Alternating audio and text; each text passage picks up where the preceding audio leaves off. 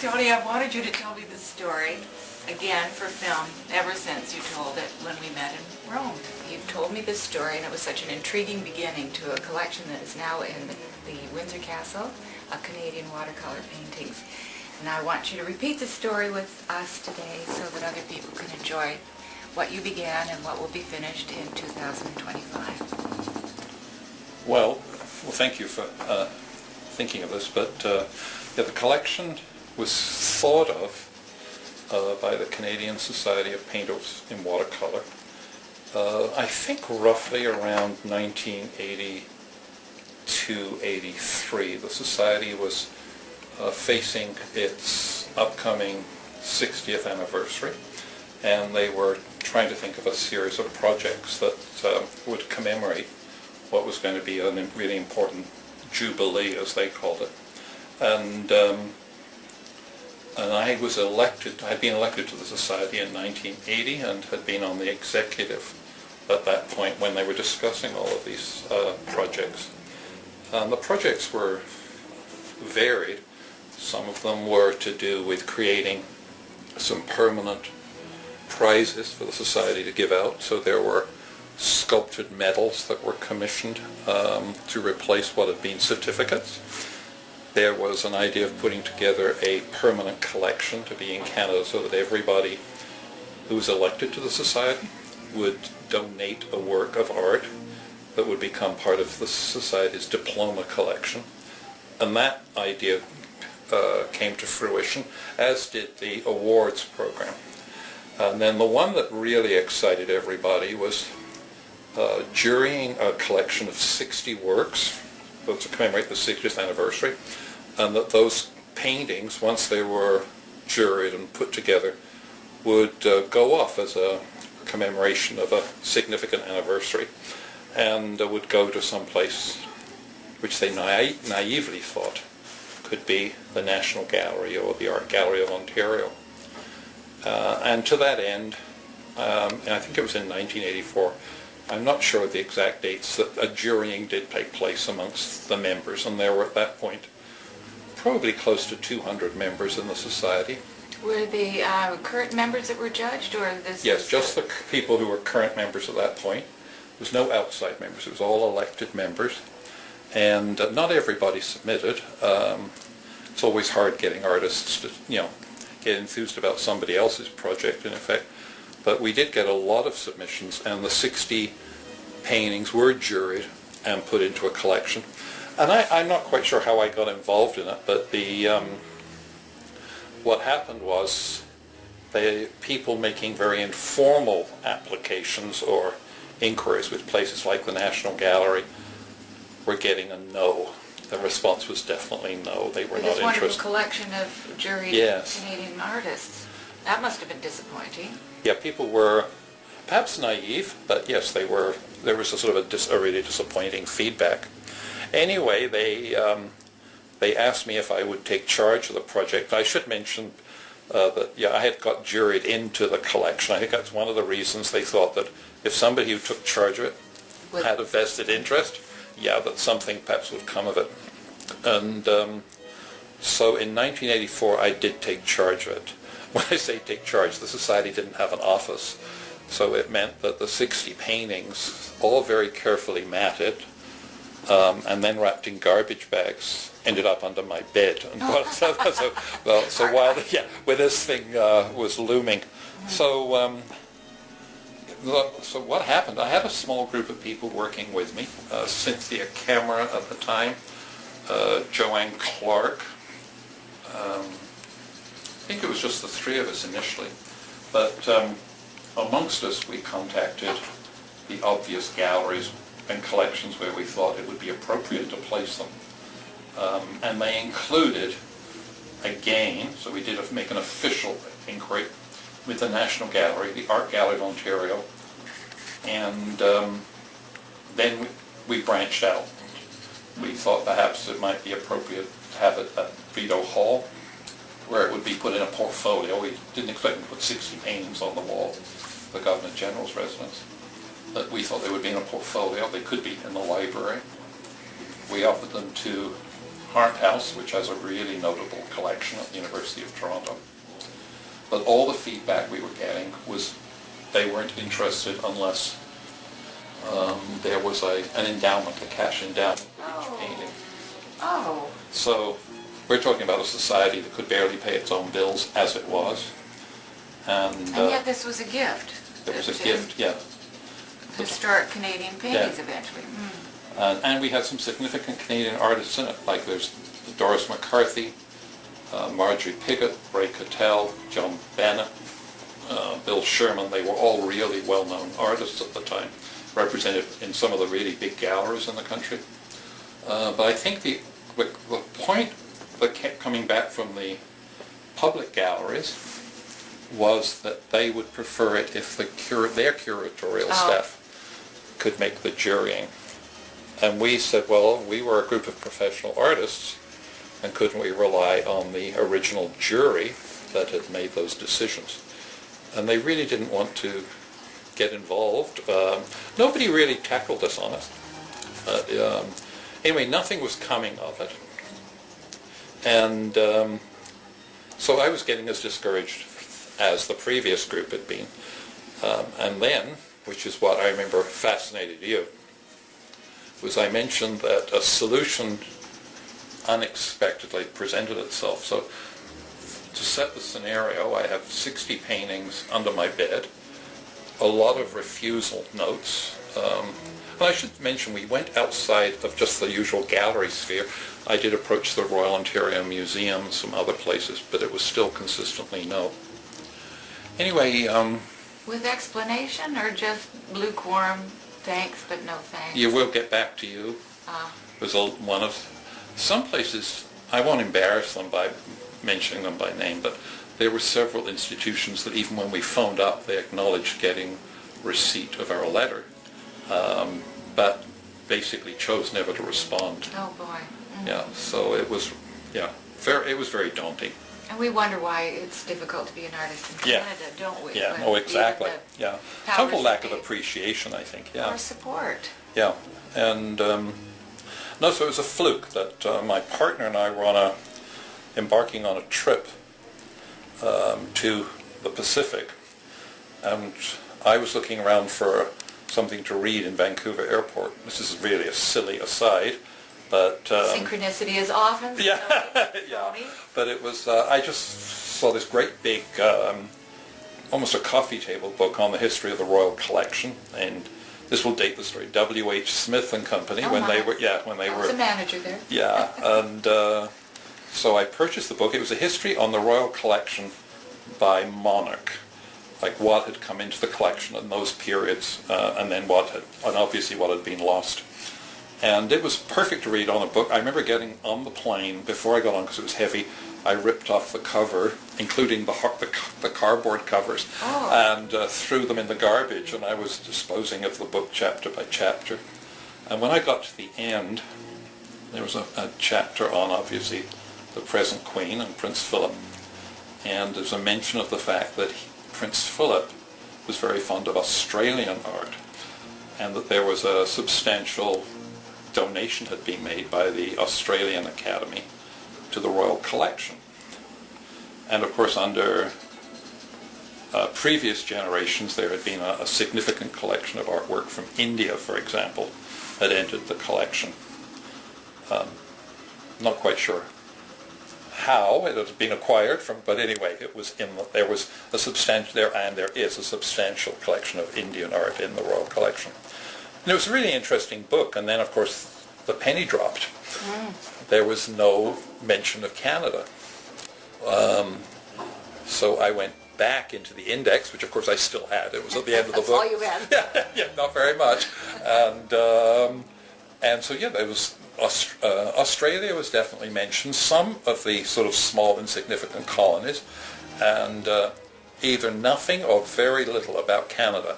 Come to think of it, I think there might have been a mention of during Victoria's period, because there was a Canadian Prime Minister who died in Windsor Castle, pre-Confederation minister. So there were some paintings related to that, which I gather they are having. This is nothing to do with our topic, but they were having trouble tracing those paintings at this point.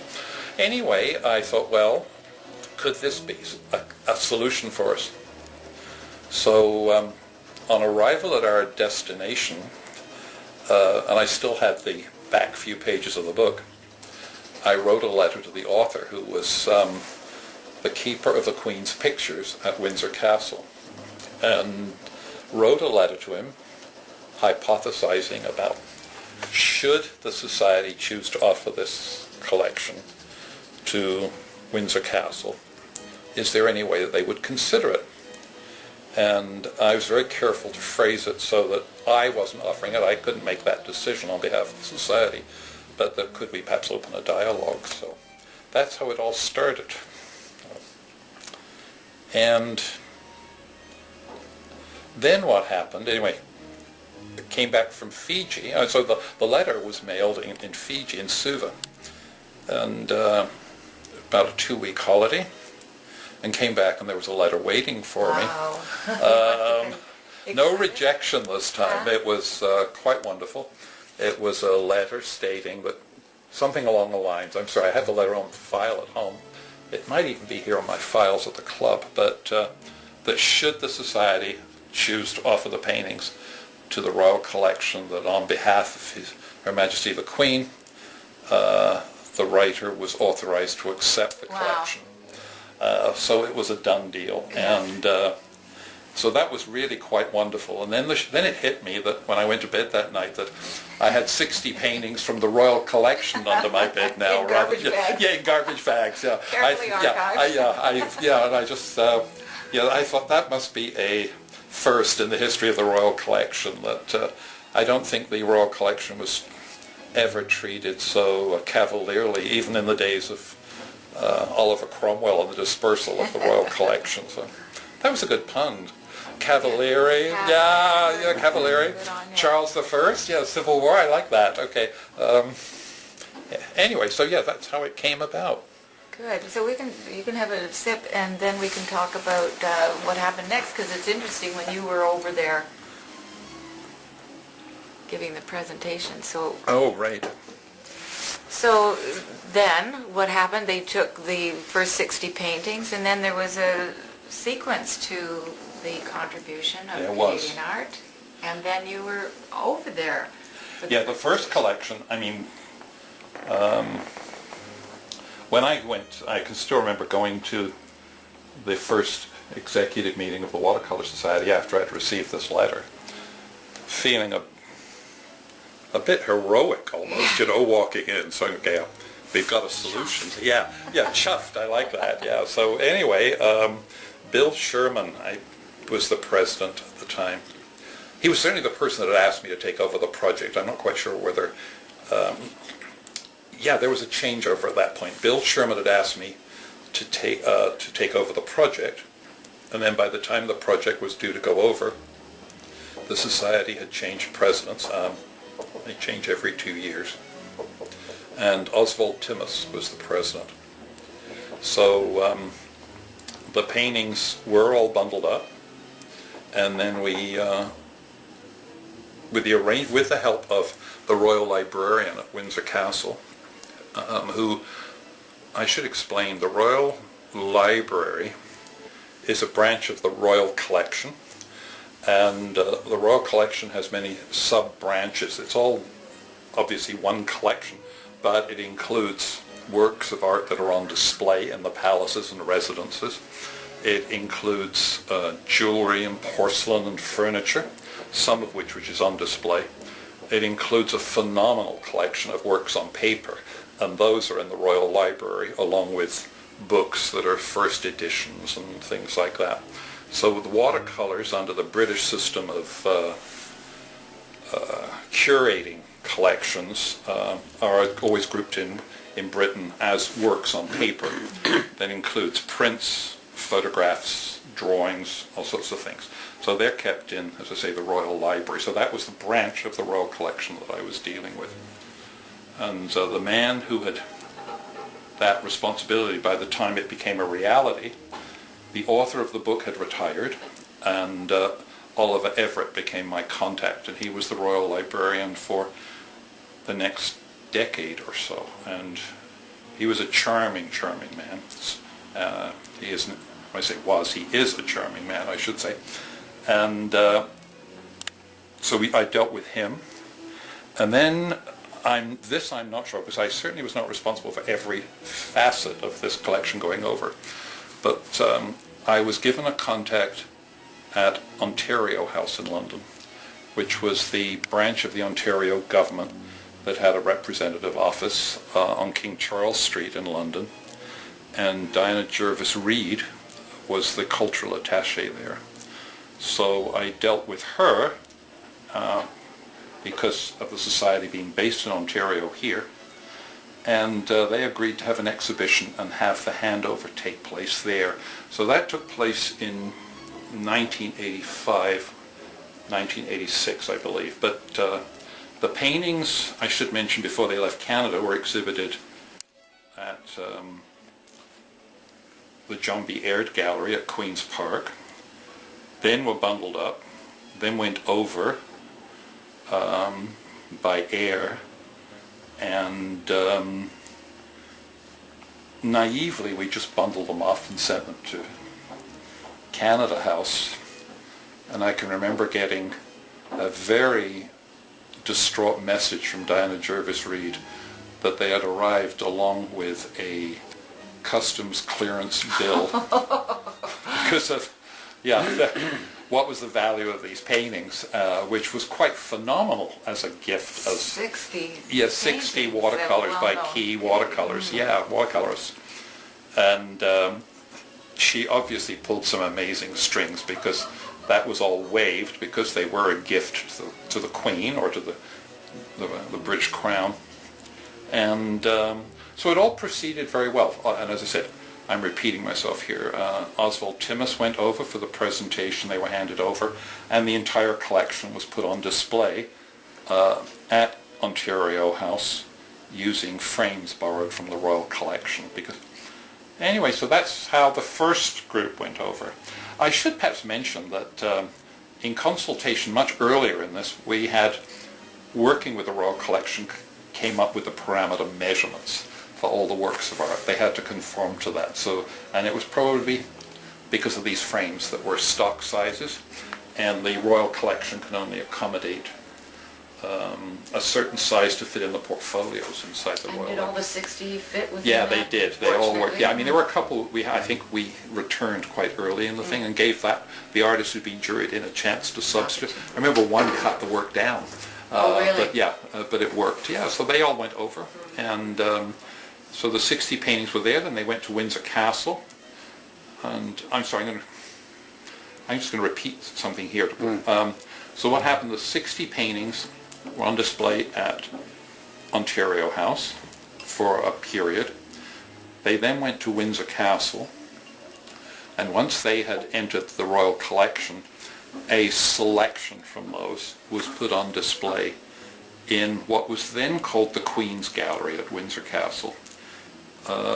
People going over in this day and age, it's what's today called the Drawing Gallery, in the lower section of the State Apartments, right next to the Queen Mary's Doll's House that you've been through the Royal Collection there.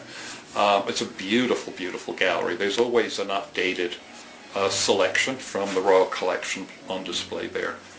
Anyway, they went over. Oswald Timmis reported back that it was a quite sensational handover. You didn't go? No, it never occurred to me. I was working, I was a teacher, and this was just a volunteer activity.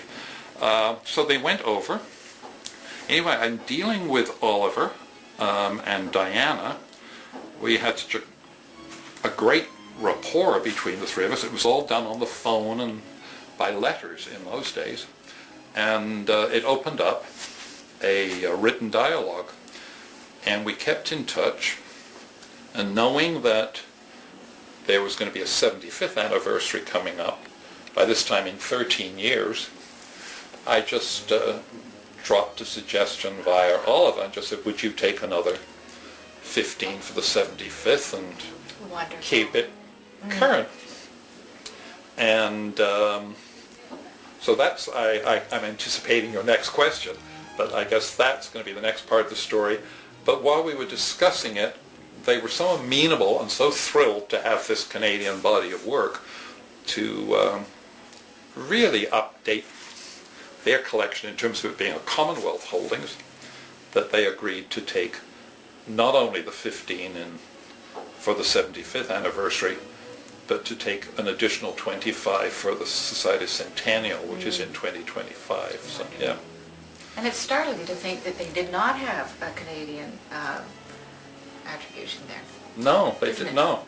And especially when you consider that historically, I know this isn't fashionable to talk about in this day and age, but we came out of, as a country, we emerged from the British Empire, but we were always considered the first, the senior dominion. Yeah, we were the senior dominion.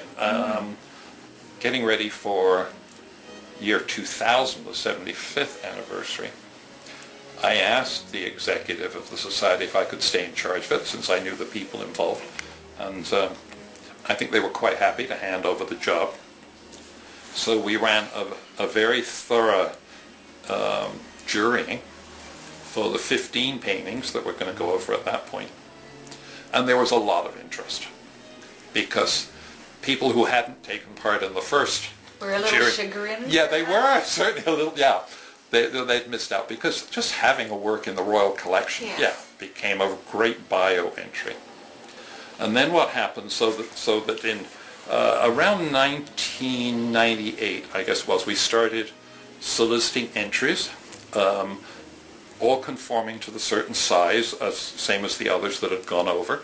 There was a great response. The entries... Do you recall how many entries you had for that 20? Over 100. Or only 15? 15 we're going to go over, and everybody knew that from the start. We did set up a criteria. We thought, since the Society was a national organization, that as much as possible we should jury the show to reflect the entire country from coast to coast. And so geographically we were going to try and get the best representation, and also stylistically. So it would be everything from abstract art to photographic realism. And we really but all tried... in watercolor, no? But they had to be watercolor, and the criteria was that the people entering could not be already represented in the 60 that were over there. And then we elected from the 60 who had been sent over, had work sent over in 1985, 3 people to be jurors. Oh, excellent. So they had a vested interest in making sure that there was a quality kept to it.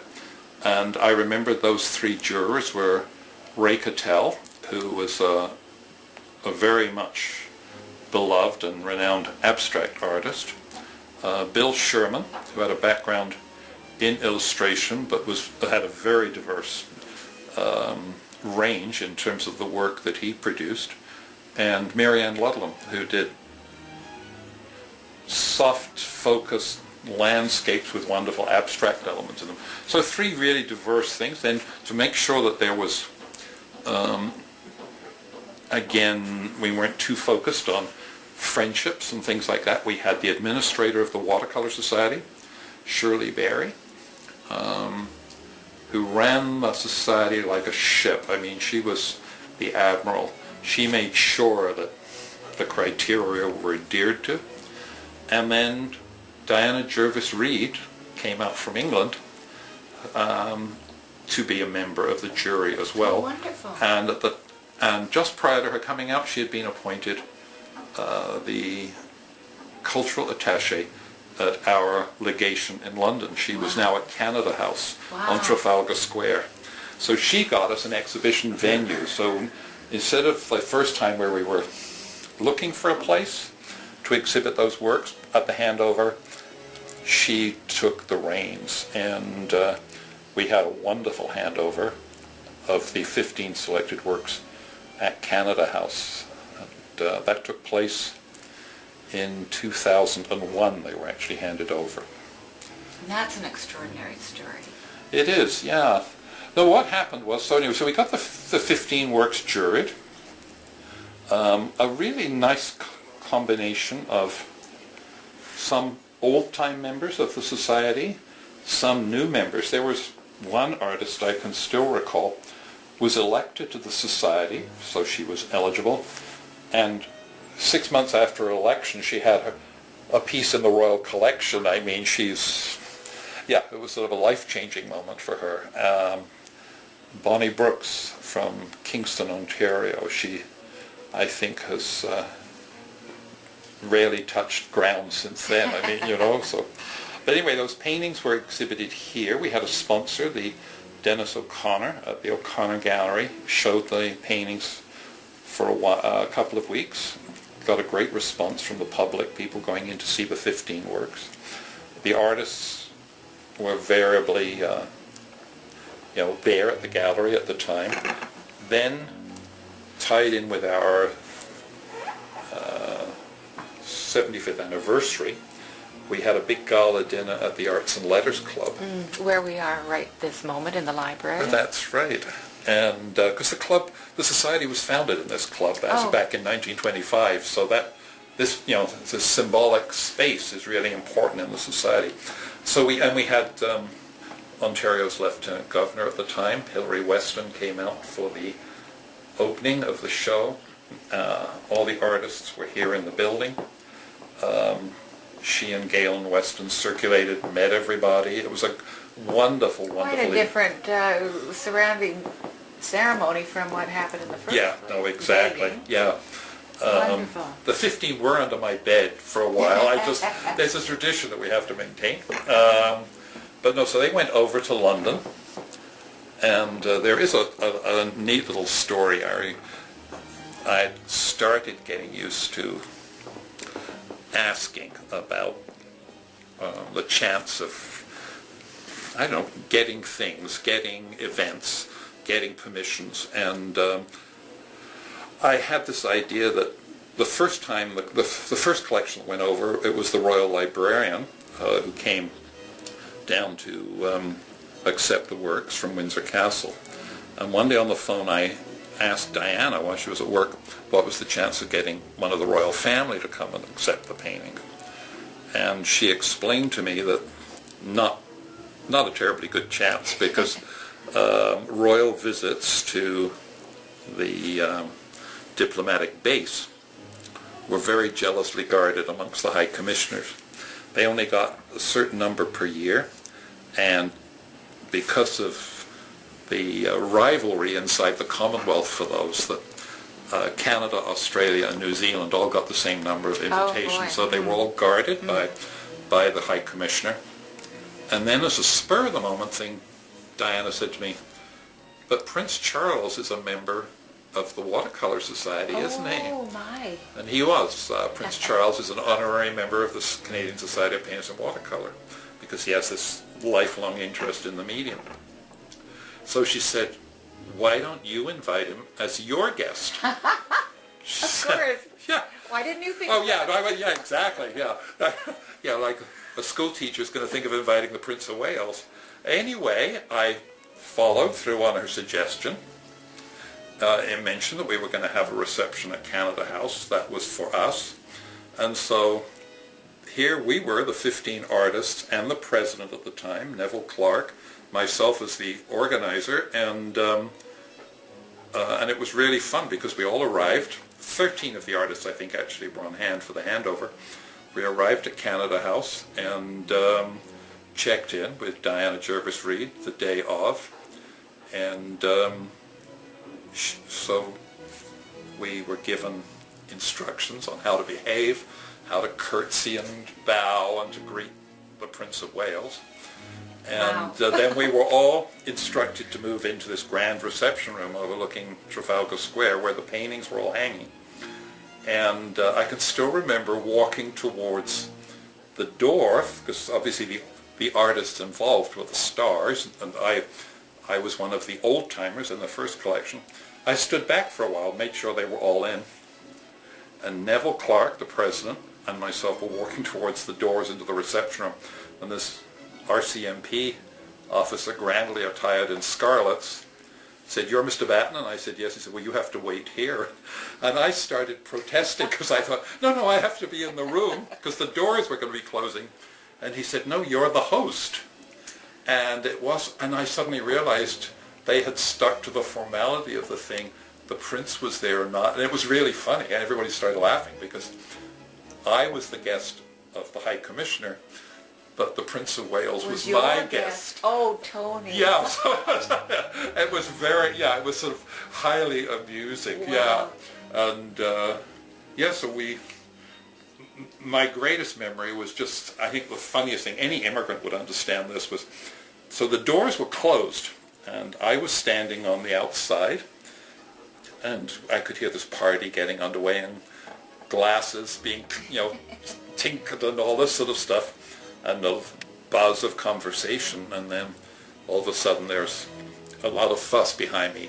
The cars had pulled up outside, and Prince Charles came in with his entourage, and Charles and I were introduced to each other. We stood chatting for a while, and it was neat sort of standing there, seeing, the behind the scenes sort of thing. He has some charming mannerisms, apparently, because he can get overwhelmed by all the handshaking. So he had a cup of tea ready, and he circulates with a cup of tea in his hands. Or he plays with his cufflinks. Keep his hands out of other people's hands. Charming, charming man.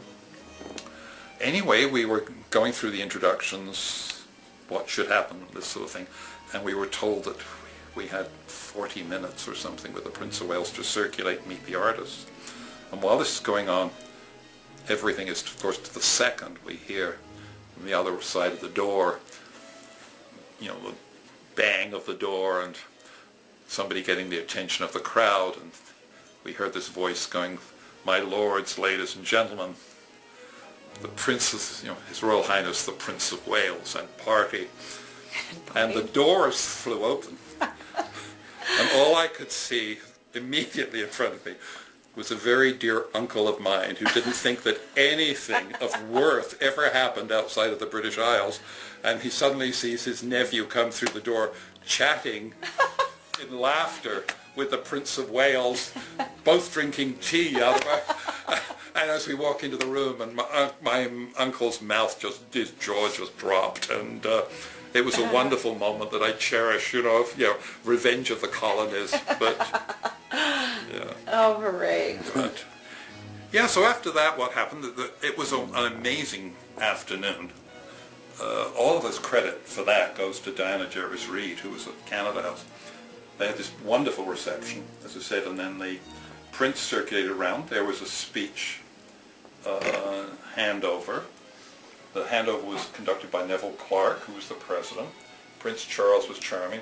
I should mention that I was asked to speak, and I did mention that the paintings have been under my bed, and that provoked a bit of a chuckle. But what did become noticeable, and again it was a delightful experience, was that the time allotted very quickly disappeared. And the Prince was not giving up on chatting to all these artists because he had he has the same interest. Totally the same interest. He was, I think he spent his allotted time with the first four of these people. So he was way over schedule.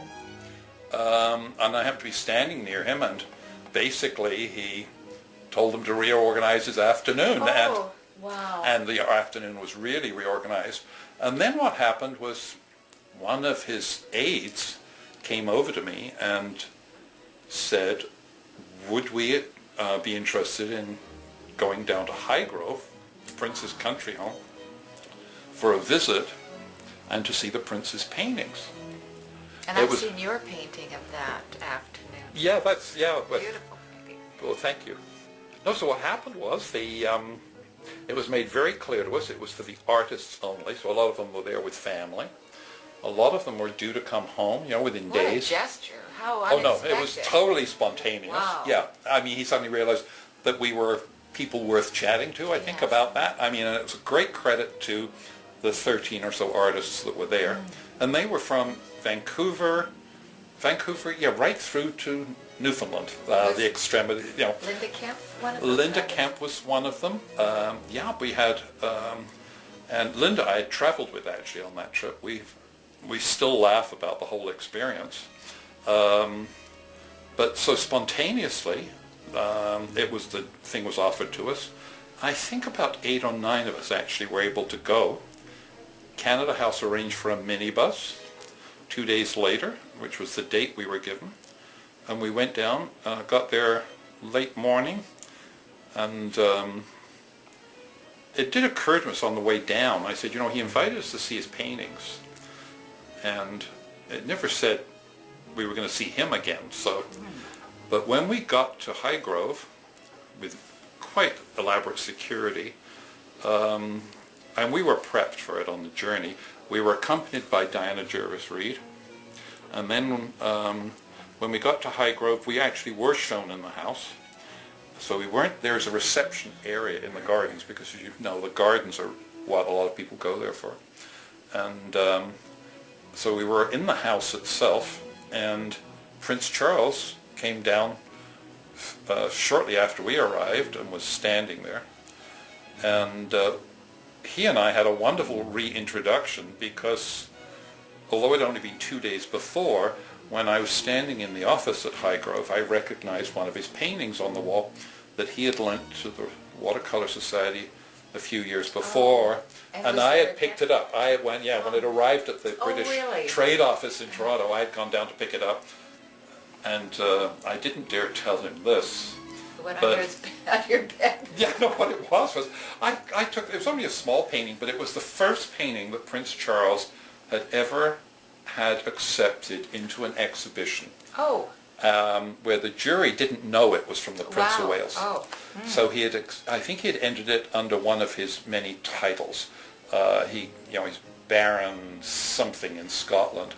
So it had that name, or his initials under that title, not HRH or something. And it was accepted into a Royal Academy summer exhibition in London. It was a little landscape of a little building, and it was a very pleasant painting. Anyway, I had, of course, when I had picked it up some years earlier at the trade office here in Toronto, I had to sign my life away for it, and then took it home to my apartment, and I'm thinking, now if I'm broken into, I definitely don't need this with a spotlight on it. And His Royal Highness would not be happy to hear this, but I thought the best place was in the guest room, on the top of the toilet, on the guest bathroom. Nobody would think that something was there as a splash panel was a painting by the Prince of Wales. So it stayed there for about 3 months, actually. I know.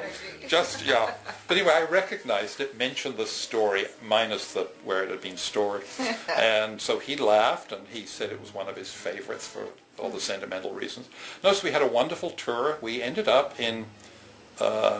we couldn't believe how well treated we were. Vivian Tierfelder and I were standing with the Prince of Wales in his bathroom, and we realized we're surrounded by all his shaving accoutrements and everything. And he's showing us watercolors that are hanging over the bathtub. And what an experience! Oh, it was just extraordinary experience. It was a total. Yeah, one of the secretaries was from Calgary, and she came up behind me, a charming woman, and said, I don't know whether you appreciate how unique this is. This never, ever happens, So we were in his study. It's the Batten charm.